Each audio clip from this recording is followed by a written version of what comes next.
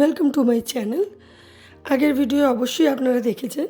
আগের ভিডিওতে আমরা বলেইছিলাম যে ইকো পার্ক ঘোরার পর আমরা কোথায় যাচ্ছি। আমরা যাচ্ছি মাদার্স ওয়্যাক্স মিউজিয়ামে। হঠাৎ করে প্ল্যান করলাম যে এখনও সময় আছে, তো আমরা ঘুরেই আসি।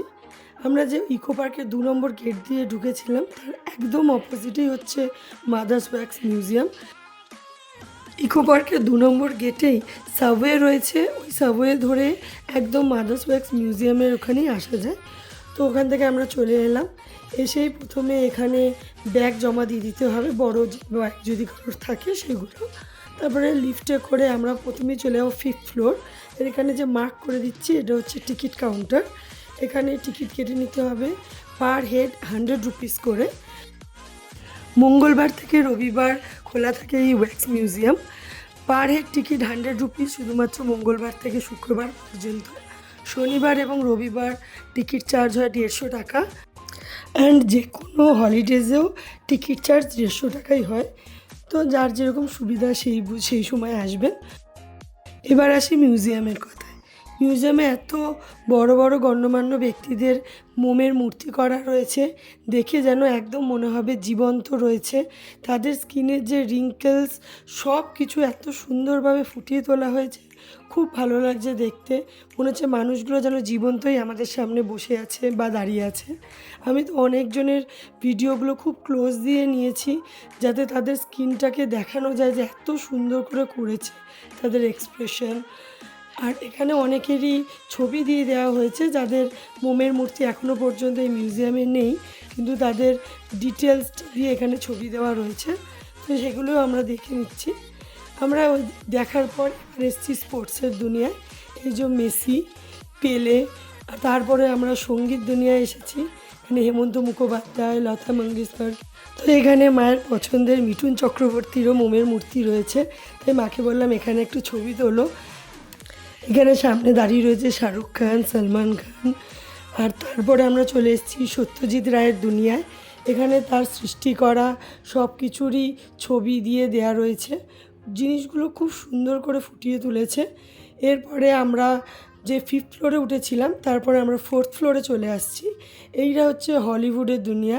টম ক্রুজ, হলিউডের অনেক বিখ্যাত বিখ্যাত অভিনেতা অভিনেত্রীদের মোমের পুতুল এখানে বানানো আছে। আর সবচেয়ে ভালো জিনিস যে প্রতিটা মূর্তির পাশেই একটু করে জায়গা রাখা আছে, যাতে সবাই এখানে একটু দাঁড়িয়ে ছবি তুলতে পারে। এই জন্যে এখানে আমিও একটুখানি ভাবলাম ব্রুসলির সাথে ছবি তুলে নিই। উনি ভেঙে রেখেছিলেন, তো আমি ওখানে একটুখানি পোজ দিয়ে নিলাম। বেশ ভালো করেছে, খুব সুন্দর জিনিসগুলো। তো আমি এখানে দুটো জায়গায় একটু ছবি তুলে নিলাম। আর এখানে রাইকেও বললাম যে একটু দাঁড়িয়ে পর, এখানেও একটু ছবি তুলে দিই।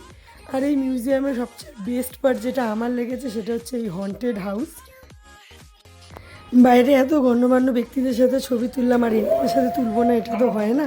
তো আমি এখানেও একটুখানি এনাদের সাথেও ছবি তুলে নিয়েছি। আমার তো বেশ ভালো লাগছিলো। কিন্তু হ্যাঁ, সত্যি ভেতরটা একদম ভুতুড়ে ব্যাপারটা তৈরি করা হয়েছে। যারা থাকবে তাদের একটু ভয় ভয় তো লাগবেই। বেশ আমার তো ভালোই লাগছে।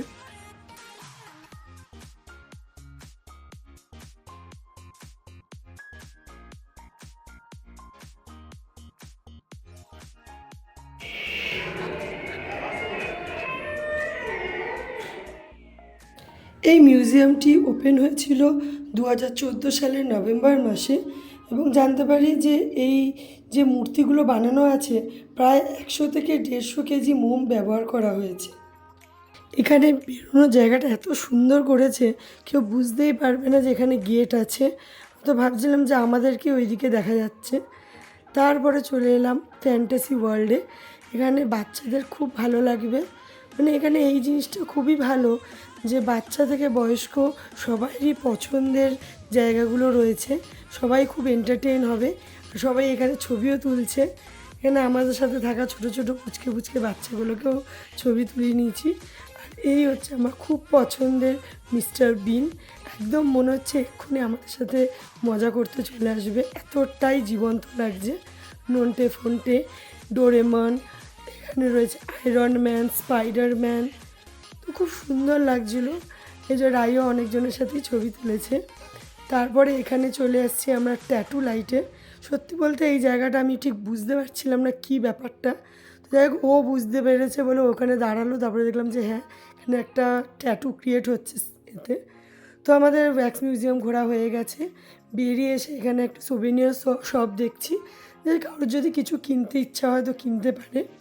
দেন আমরা একদম টেরেসে চলে যাচ্ছি, এখানে একটা রুফটপে ক্যাফে আছে, তো ওখানে ক্যাফেতে যাওয়ার জন্য এখান থেকে বলা হলো, তো আমরা গেলাম। এই যে লেজেন্ডস, এত সুন্দর মানে ভিউটা লাগছিলো এত উঁচু থেকে, এই যে পুরো ইকো পার্কের ঝিলটা সুন্দর করে দেখা যাচ্ছে। আর যেহেতু জানুয়ারি মাসের 6 তারিখ মানে খুব ঠান্ডা, তো ওই রুফটপে হেভি লাগছিলো, ঠান্ডা ঠান্ডা হাওয়া দিচ্ছে। তো কিছুক্ষণ ওখানে আমরা সময় কাটিয়ে তাড়াতাড়ি বেরিয়ে এসেছি, কারণ অনেকটাই রাত হয়ে গেছে, আমাদের আবার বাড়ি ফিরতে হবে। আর এখান থেকে তো এই ভিউটা ছেড়ে যেতে অবশ্যই ইচ্ছাও করছিল না, এটাও ঠিক। তো এখানে দাঁড়িয়ে দাঁড়িয়ে দেখছিলাম, তারপরে যাই হোক বেরিয়ে তো কনফিউজ হয়ে গেছি কোথায় যাব। তো এখান থেকে আমরা লিফটে উঠে গেলাম, একদম গ্রাউন্ড ফ্লোরে নেমে এলাম। ছেলে তো অবাক যে কোথায় কি যাচ্ছে। আর ওপরে যে পার্সোনালিটিসগুলোকে দেখলাম আমরা, সেগুলোই এখানে সব মেমেন্টো মতো করা রয়েছে। তো এখান থেকে আমাদের যে ব্যাগ রাখতে দিয়েছিলাম ওগুলো নিয়ে নিলাম। আর এই মিউজিয়ামটা এত সুন্দর করে ফুলের বাগান দিয়ে সাজানো, দেখতে অপরূপ সুন্দর লাগছে। আর এই যে মিউজিয়ামটা পুরো, মিউজিয়ামের বাইরে এই ট্রামের মধ্যে একটি ক্যাফের সিস্টেম করা রয়েছে। আর এই হচ্ছে ক্যাফেটেরিয়াটা, তো দেখতে বেশ ভালোই লাগছে, একদম মিউজিয়ামের বাইরেটি মিউজিয়ামের টাইপেরই। এখান থেকে আমরা উবের করে নিলাম স্টেশন যাওয়ার জন্য, তারপরে ট্রেন ধরে বাড়ি। তো উবেরও সময় মতো চলে এসছে, আর দুই ভাই বোনে চুপটি করে বসে রয়েছে, সারাদিন অনেক ধকল গেছে বেচারাদের, তাই খুব টায়ার্ড। আর ছেলে তো একটু ঘুমিয়ে নিচ্ছে তাও। আর লাইটিংগুলো এত সুন্দর, যেহেতু জানুয়ারি মাস, ক্রিসমাসের পুরো লাইটিংটাই সারা রাস্তা জুড়ে করা রয়েছে, দেখতে সত্যি খুব সুন্দর লাগছে। আমার কলকাতা শহর সবসময়ই সুন্দর। যাই হোক, আজকের ভিডিওটা এইটুকু, খুব তাড়াতাড়ি বড় ভিডিও নিয়ে আসবো।